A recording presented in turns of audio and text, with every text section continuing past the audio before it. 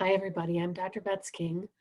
This is All Dogs Are Rogerian, Animal-Assisted Therapy Competencies and Interventions. Thanks for choosing to spend some of your valuable conference time with me. I'll say a little bit more about myself when we get inside the presentation, so let me share my screen and we'll get started.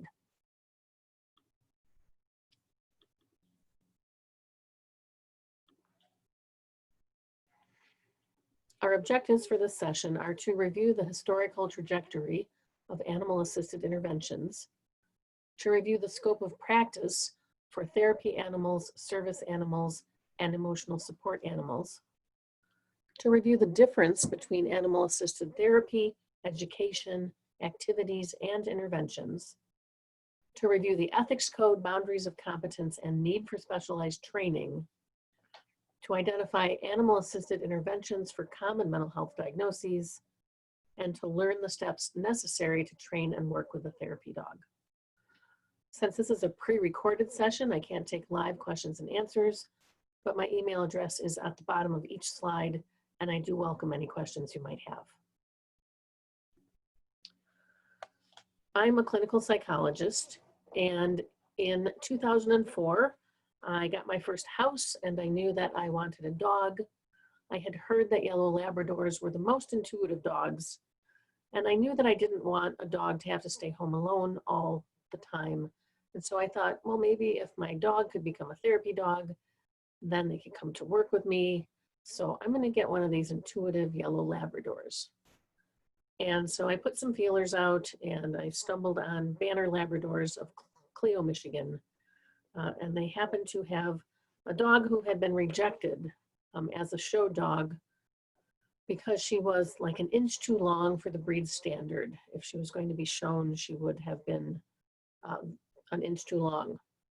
And so she was a show dog reject, and I knew instantly that she was my therapy dog. We worked together for 10 years. She effortlessly passed all of her training and became my co-therapist and saw hundreds of clients over 10 years. And the magic that she created is why I'm helping you to learn about this today. So let's talk about the history of animal-assisted interventions. This is not a comprehensive history. You can find timelines with many more points. I'm just going to skim some of the big ones. In 1792, there was a retreat in England called the York Quaker Retreat. And the facility was designed for, and this is a quote, the humane treatment of insane patients, end quote. Therapy included caring for birds, rabbits, and sheep. In the 19th century, Florence Nightingale insisted that there be birds in the hospitals and rooms where she worked because, she said, quote, birds are an excellent pleasure for an invalid confined to bed for a long time. In the 1920s, the first guide dog school in the US opened. It was called the Seeing Eye. And in the 1930s, Freud brought his dog Joffy to work. Joffy was a red chow. You see him down there in the bottom center. Freud did believe that if Joffy didn't like somebody, there was a reason for it. In 1969, Dr. Boris Levinson, the father of animal-assisted therapy, treated a nonverbal client who, after he interacted with a dog, spoke to the dog. And he wrote Pet-Oriented Child Psychotherapy and is credited with influencing the formation of the Delta Society, which you see in this green box. The Delta Society certifies, we'll get into the slides in a little bit. I want to say 8 or 12 different animals to be therapy animals, and they were the first to offer animal-assisted therapy training and certification. They later changed their name and turned into Pet Partners. In the 1970s, Therapy Dogs International and the Delta Society, now Pet Partners, were both created. And in 2013, Animal Assisted Interventions International was formed. Shortly after Therapy Dogs International was formed. Most of these have a presence online. Therapy Dogs International, Pet Partners, and AAII. I encourage you to check them all out. So let's talk about how animals assist. In other words, what the animal's scope of practice is. The language is confusing and the field is trying very hard to standardize its language. These are currently the agreed upon names of the categories and interventions.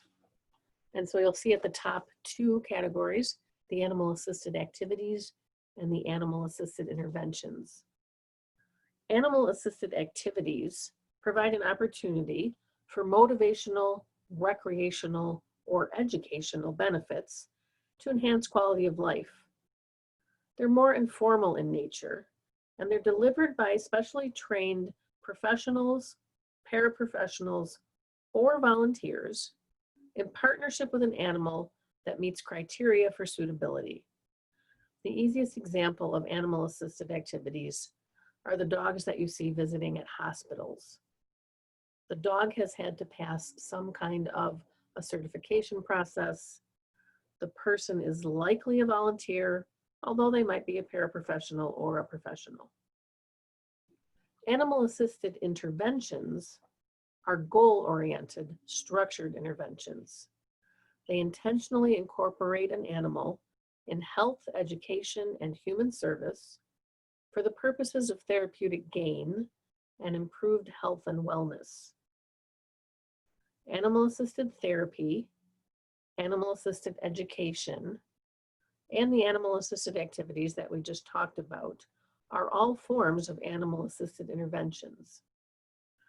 In all these interventions, the animal may be part of a volunteer therapy animal team working under the direction of a professional, or an animal that belongs to the professional. Animal-assisted education is a goal-oriented, planned, and structured intervention directed by a general education or special education professional. The focus of the activity is on academic goals, pro-social skills, and cognitive functioning, with student progress being both measured and documented. An example of this might be having a student read to a dog. A student with reading difficulties might read to a dog to increase their reading level and their confidence in reading. Animal-assisted therapy is a goal-oriented, planned, structured, and documented therapeutic intervention directed by a health and human service provider as part of their profession. Each one of these words is really important: planned, structured, and documented. A wide variety of disciplines may incorporate animal-assisted therapy. Possible practitioners include physicians, occupational therapists, physical therapists, certified therapeutic recreational specialists, nurses, social worker, speech therapists, and mental health professionals. And at the very bottom, animal-assisted interventions. Goal-oriented and structured interventions that intentionally incorporate animals in health, education, or human service for the purposes of therapeutic gain and improved health and wellness.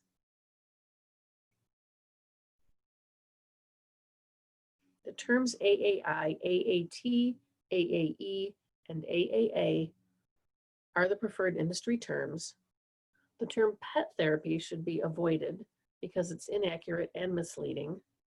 The term was widely used several decades ago to refer to animal training programs. And when I was very first starting out, Paisley and I did a little meet and greet at the local dog park, and I put a sign up that said pet therapy because I didn't know any better. And shortly, people started coming up to me and asking me if I could help them with their pets' problems. Like my cat is peeing in my plant, or my dog is barking at cars. So now we want to use animal-assisted therapy and animal-assisted interventions. So here's a little more on the topics that we just defined. We see animal-assisted activities at the top with the examples of Crisis response teams who might go to floods or to school shootings with the dogs who would just comfort people. The hospital visits, like we mentioned. Many dogs go to nursing homes. And sometimes dogs will visit places where at-risk youth are being held. Animal-assisted education. Over here on the far right, we see the animal-assisted reading programs, the humane education responsible pet programs, sometimes university professors like Dr. Laurie Kogan, who chairs the Human Animal Intervention section of the APA Division 17, will have animals in their offices. I'm not sure she has an animal in her office right now, but I believe she did in the past, and I hope that's not incorrect. Don't quote me on that. Animal-assisted therapy, third one down, is the one that you're probably interested in if you're attending this session. Examples would be psychotherapy, social work, physical therapy, speech therapy, occupational therapy. The animal-assisted therapy has to be goal-oriented. It has to be a planned therapeutic intervention.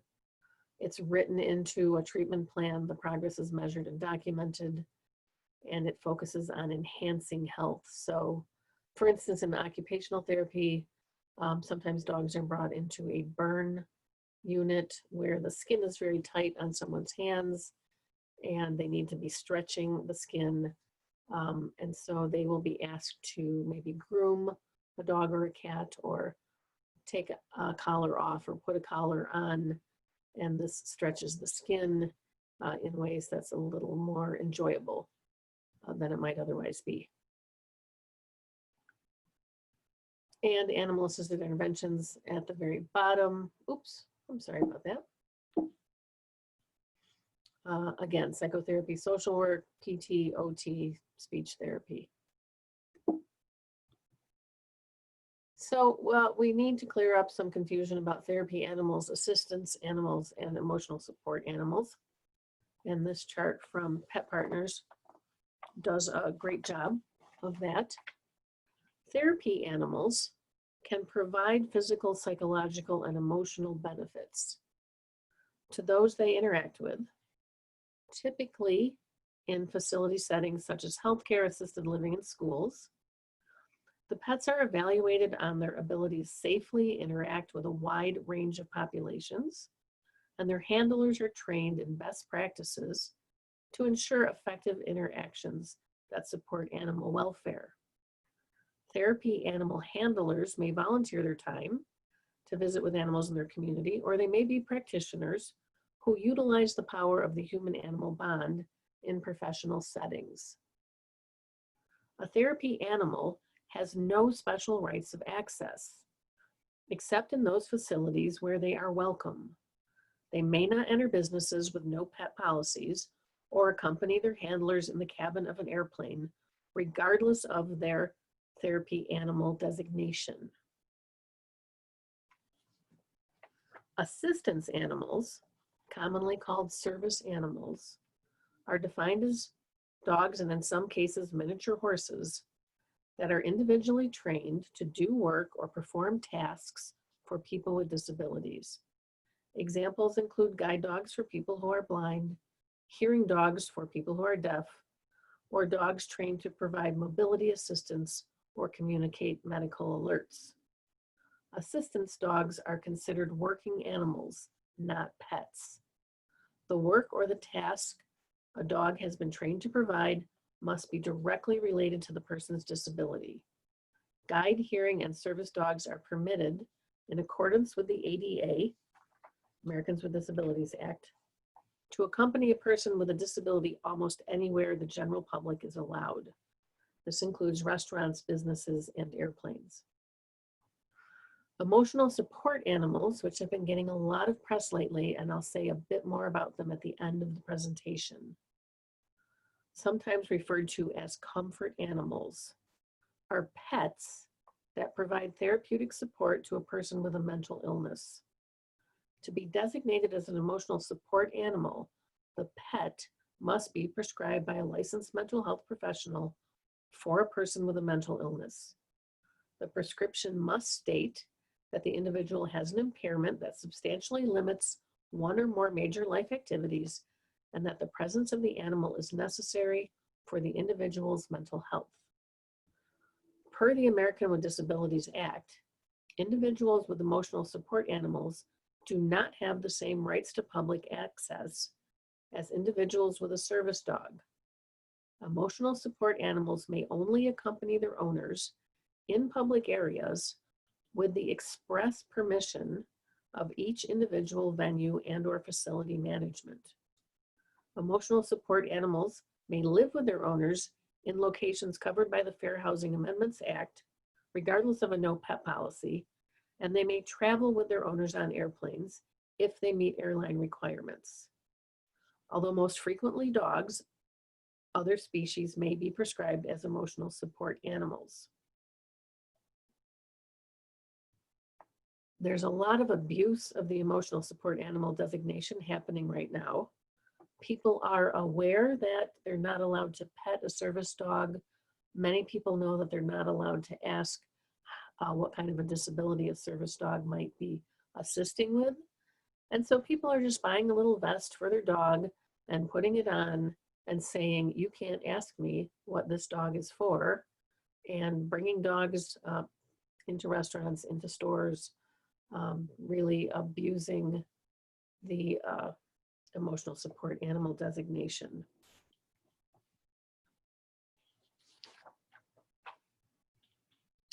Types of animal assisters. Pet Partners, formerly Delta Society, sets the current standards for certifying therapy animals. And while most of them are dogs, and probably next would be horses, they also register cats, rabbits, guinea pigs, llamas, alpacas, birds, miniature pigs, and rats. I'm going to keep hammering this point because it's really, really important. And if you're interested in doing animal-assisted therapy, you've got to do it properly. Animal-assisted interventions are goal-directed interventions. They promote improvements in physical, social, emotional, or cognitive functioning. There must be a specially trained animal handler team, and the intervention is directed or delivered by a practitioner who has specialized training within the scope of practice of their profession. There are specific goals for each individual involved, and the program is documented and evaluated. The first thing that we have to keep in mind as we think about animal-assisted therapy and interventions is our code of ethics. And Principle A, beneficence and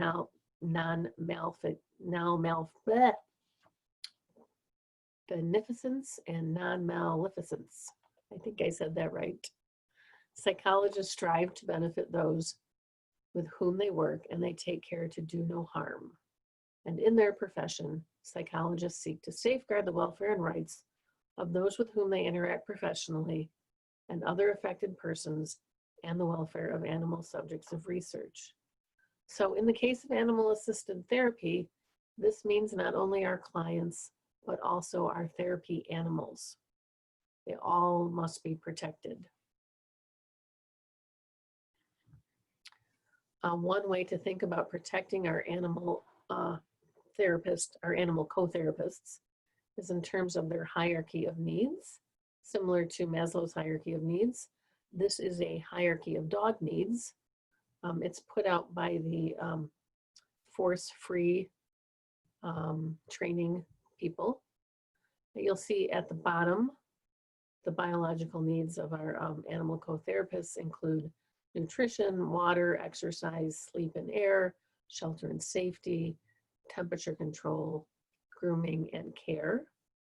They also have emotional needs just like us: security, love, trust, consistency, and benevolent leadership. Dogs and other animals certainly have social needs. They need to bond and they need to play. They have force-free training needs training that includes do no harm management. And over here on the left side, you'll see some force-free training methods. Force-free training is a thing now. These are all ways to train animals that do not involve forcing them to do anything they don't want to do. And you can now find force-free veterinary clinics who will invite your puppies and kittens in when they are very, very first born so that they can start having fun at the clinic and come willingly for their medical care.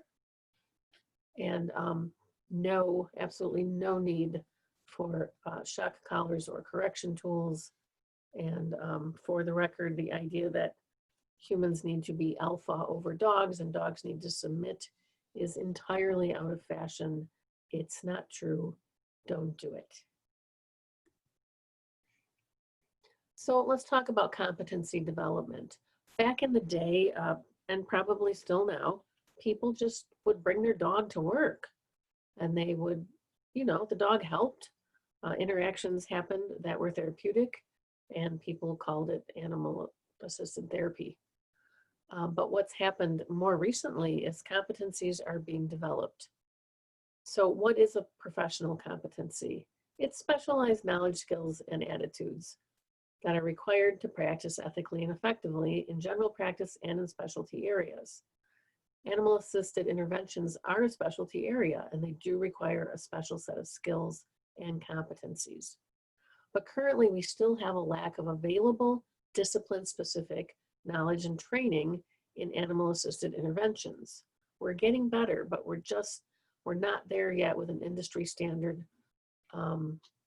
best practice that has enough research behind it to be pointed at. Stewart et al.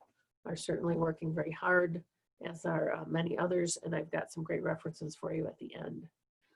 Counseling practitioners of animal-assisted therapy have been trying unsuccessfully to establish a national set of competencies for over a year, but the American Counseling Association developed and endorsed some competencies in 2016, and Pet Partners recognized the applicability of those competencies to all providers of AAI, not just mental health professionals. By August 2016, Pet Partners had collaborated to create a tiered model of animal-assisted intervention provider competencies to promote handler professionalization and better protect humans and animals. And so here they are, the knowledge, skills, and attitudes necessary for animal-assisted therapy. It's not enough to just bring your dog to work anymore. The knowledge that you need is formal animal-assisted therapy competency training on in-depth animal knowledge and knowledge of existing ethical requirements. So if you have a therapy dog, you need to understand dogs. You need to understand dog training, the dog brain. You need to understand the existing ethical requirements of your licensure. And then you need to master skills in the next piece of the pie here. Basic counseling skills, intentionality, and then a specialized skill set that involves bringing an animal into session, managing the triangle of the animal, the client, and the therapist. And then you have to have the attitude, always, of animal advocacy, continued professional development, and professional values. Animal-assisted intervention standards are arranged in 7 parts. They include standards of practice for the health, welfare, and well-being of the dog, standards of practice for the dog handler, standards of practice for the ethical treatment and welfare of the clients, standards of practice for the animal-assisted therapy or activity or education, and standards of practice for the administration of programs. I'm sorry the hyperlinks don't work, but here, this is a white paper that's outstanding. The International Association of Human-Animal Interactions, I don't remember what the O stands for, but you can find it online. Let's talk about ethical considerations. We have to talk about our boundaries of competence. Okay, psychologists provide services, teach and conduct research with populations and in areas only within the boundaries of their competence, based on their education, training, supervised experience, consultations, study, or professional experience. Where scientific or professional knowledge in the discipline establishes that an understanding of factors associated with age, gender, identity, race, ethnicity, culture, national origin, religion, sexual orientation, disability, language, or socioeconomic status is essential for effective implementation of their services or research, psychologists have or obtain the training necessary, consultation or supervision necessary to ensure the competence of their services. So this is tricky because there's not yet a lot of animal-assisted therapy training, and there's certainly not a lot of research. And so to stay within your boundaries of competence, you're going to have to seek out training from one of the places that we've mentioned, and certainly your dog is going to have to seek out some training as well.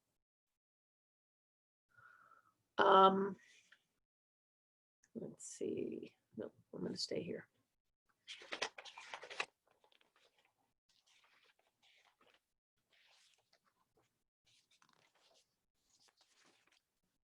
Benefits and risks. Benefits to the therapy process are so very many. An animal is absolutely an icebreaker. They help to build rapport. They foster trust.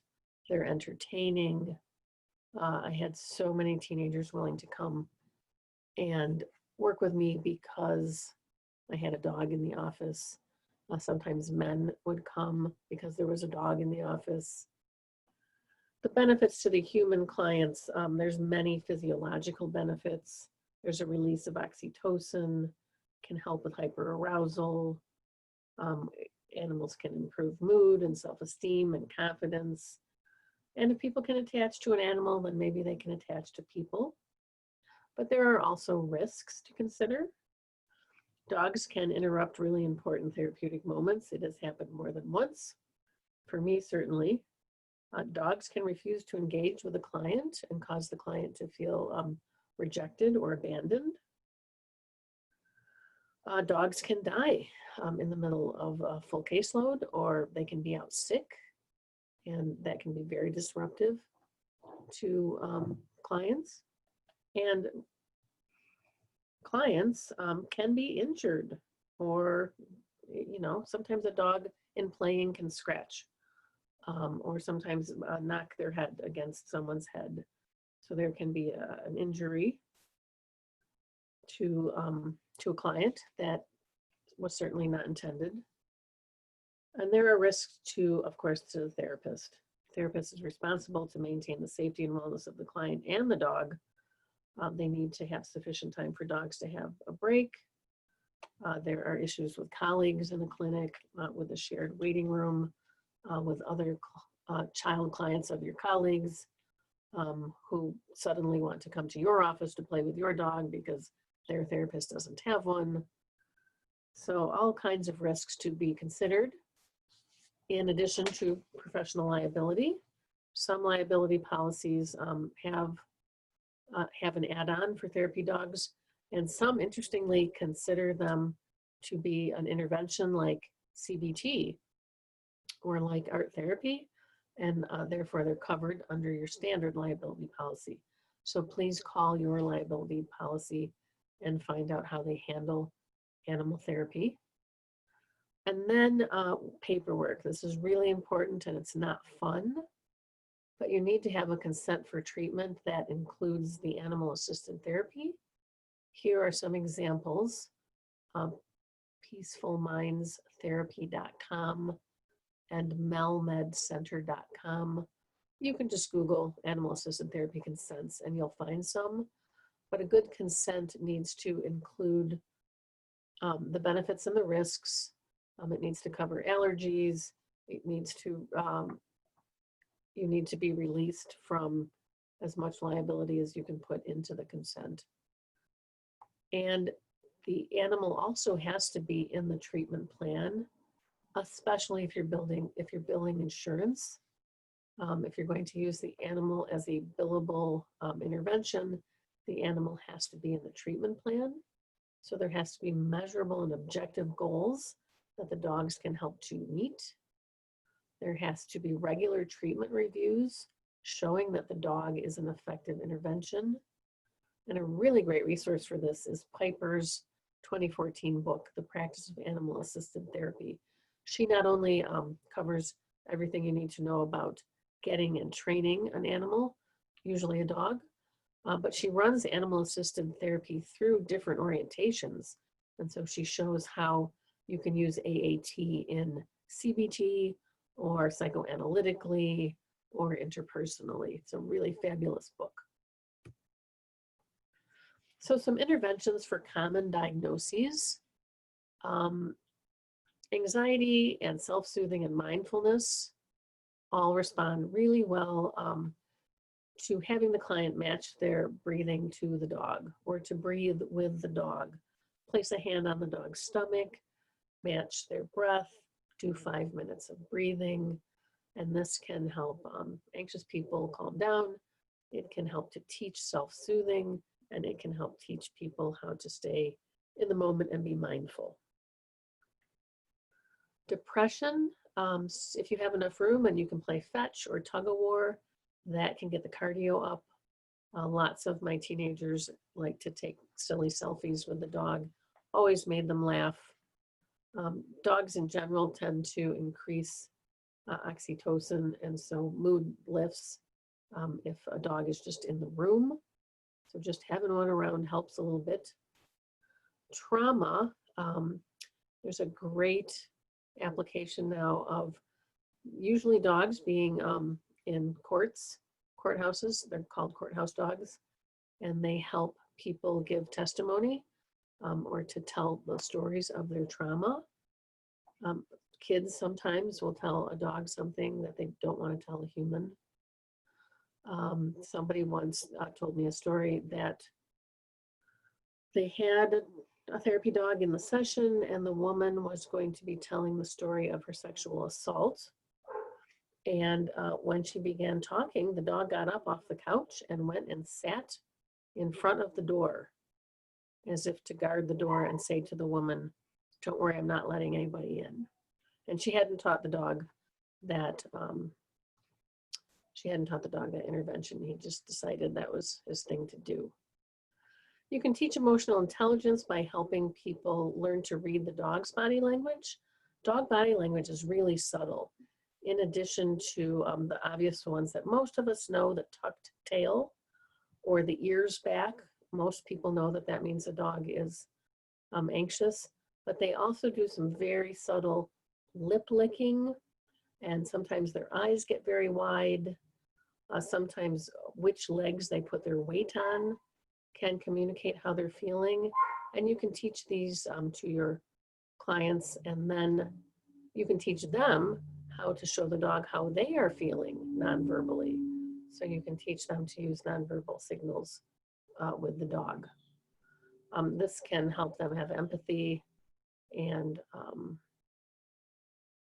help them, I'm trying to think of all the emotional intelligence spheres, empathy, knowing what you're feeling, right? Knowing what someone else is feeling, being able to self-soothe, and using the relationship to be helpful.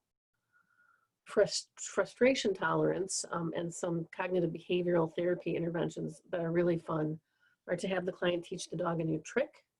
And obviously, if it works, then the client just feels really good about themselves. But if the dog doesn't learn the new trick and frustration ensues, then you can help the client work through the frustration tolerance. You can look at what makes the client give up, see if there's a cognitive distortion in there, slow the whole thing down. And so sometimes that's a good intervention. But my real favorite is for all diagnoses is what I would call the here and now, present moment awareness of how the client's interactions with the dog are relating to their presenting issue. This isn't something that you can plan for, and you do need to have a different treatment goal written down in your treatment plan, because this one you have to recognize when it's occurring. But this is where the real magic is, and I'll just give you a couple examples. I had a fellow who really wanted to have partnership, and he could not find a life partner. And he was very fond of Paisley. And he was sitting on the couch and he was talking. Paisley got up and she left the couch and she went across the room and she laid down in her bed. And he said, "Paisley, why are you abandoning me?" I was pretty sure that Paisley got up because she was hot. That happens sometimes, that when she was snuggling, she'd get too warm. She just needed to cool off and she'd go back. But I asked him if he had ever felt abandoned by the people that he had dated when they had, maybe left the room or left the couch or moved to a different spot. And this opened up a huge conversation in which he had not previously revealed that he was pretty needy and pretty clingy. And that was a turning point for him, because I guess until Paisley made it obvious for us, he didn't really understand how making somebody's self-care all about him could be distasteful to him. He did eventually go on to find partnership. Perhaps a better example is I was working with a parentified child. She was maybe, 12. Her mom was a very, very, very bad alcoholic, and she was responsible for her younger siblings and for getting her mom in bed at night and for cleaning up after messes. And she just loved Paisley so much. And Paisley was taking a med for an earache, and it made her stomach upset. And she threw up in the middle of the session all over the floor with no warning. And this little girl jumped up, grabbed the tissue, and was moving to clear it up. And I said, hey, wait a minute. Wait, that's my job. It is my job to take care of Paisley, and it's your job to be in therapy. But is this what happens at home when things go wrong? Do you have to, be the one that saves the day? And we had a really great conversation about that. Another one was a fellow who adored Paisley and always brought her one milk bone. And he was on his way to therapy. He realized he didn't have the milk bone. He made an illegal left turn into a party store to get her a box of milk bones, and he got a ticket on the way to therapy. And so he came in a little late and he told the story. And I said, "Well, why? You could have just come without a milk bone." And he said, "Oh, absolutely, I absolutely could not. She would have been so disappointed in me." And this opened up a really great conversation about codependency and how many times he had gotten in trouble for putting somebody else's needs ahead of his own. So these are just a few examples of things that happen in the present moment where the client's interactions with the dog is absolutely a mirror of other things happening in their life.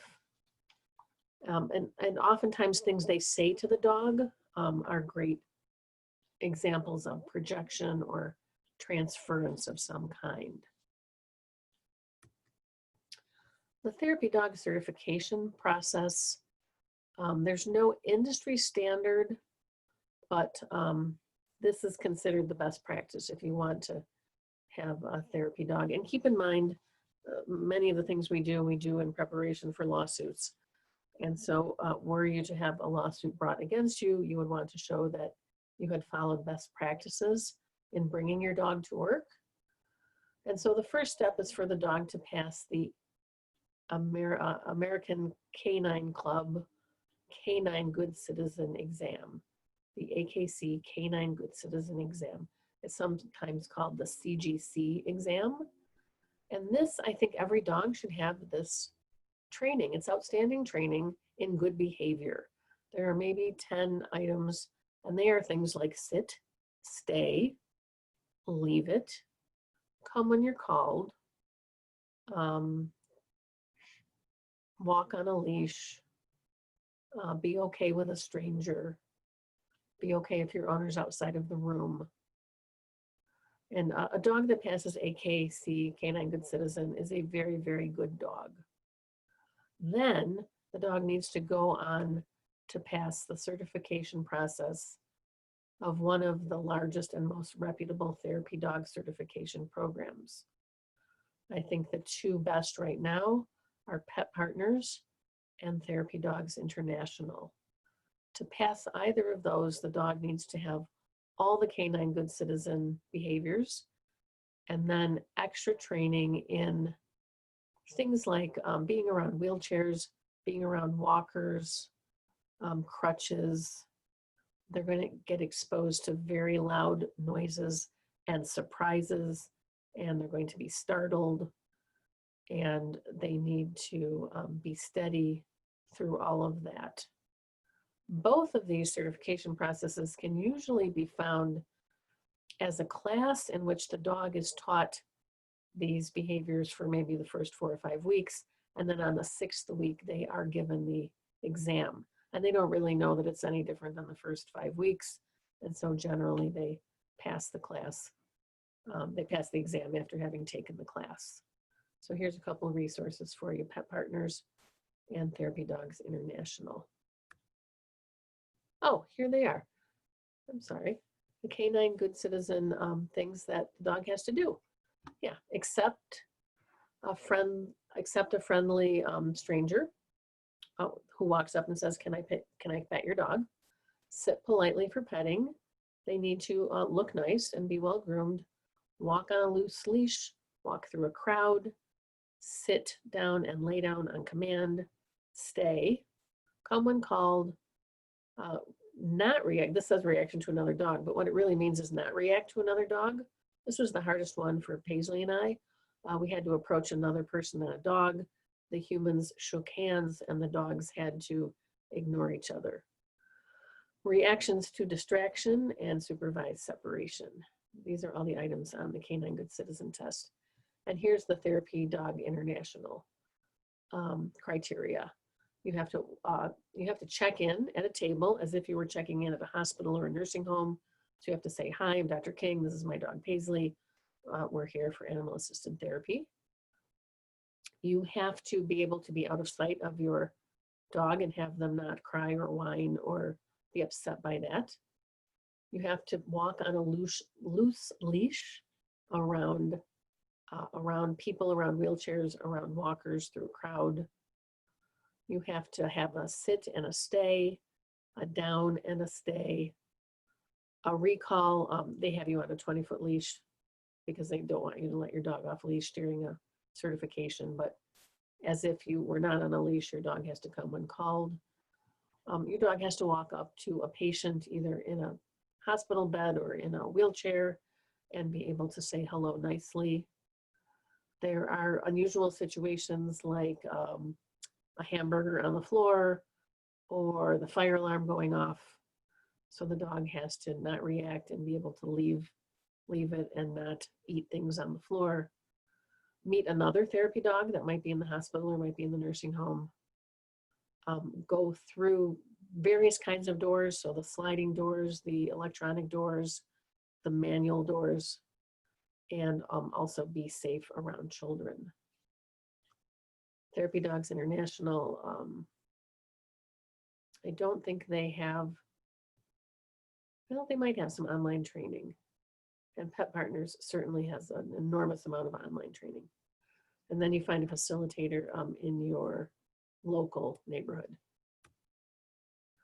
If you want to see, if you want to just take this little quiz at Pet Partners website to see how close you are to being an animal-assisted therapist. Pet Partners, you can find this link on their site. They have a Pet Partner Handler course. They have a handler workshop. And interestingly, they will let you work without your own animal. So if you want to somehow be involved, but you don't have a dog yourself, sometimes you can be involved with them in other ways. The last thing I'm going to talk about is not really part of this presentation, but it's such a big area for, sorry, I gotta go back, there we go. For psychologists right now, it's this emotional support animal prescription request, right? People can't get emotional support animals unless their mental health practitioner writes them a letter. And we've all been getting all of these letter requests. And I just want to point out a couple of great resources because this is fraught with peril. First of all, yeah, it's just fraught with peril because if you're doing it for your own client, you're in a dual relationship because they are your client, but now you're operating in a forensic capacity. You're declaring them as disabled. If you're writing it for other clients, then you really need to understand, you really need to see the dog and how the dog behaves with the person, how the person behaves with the dog, and you need to see them in a stressful situation in public. Nobody ever does any of that. So the APA Division 17, which is Counseling Psych, has a section called Section 13, Human-Animal Interaction. And I just published with them the Emotional Support Animal Position Statement. This is a position statement to guide psychologists who are asked to write emotional support letters. It's a really nice piece of work. I worked on it with an outstanding committee for a year. And it's got everything you need to make a very educated and well-informed decision about whether or not you want to write emotional support animal prescription letters. There's also a little bit more on my blog, betsking.com blog. Emotional Support Animals has its own section there. There's an interview that I did on WDET. There's a bunch of resources, and the position statement is there as well.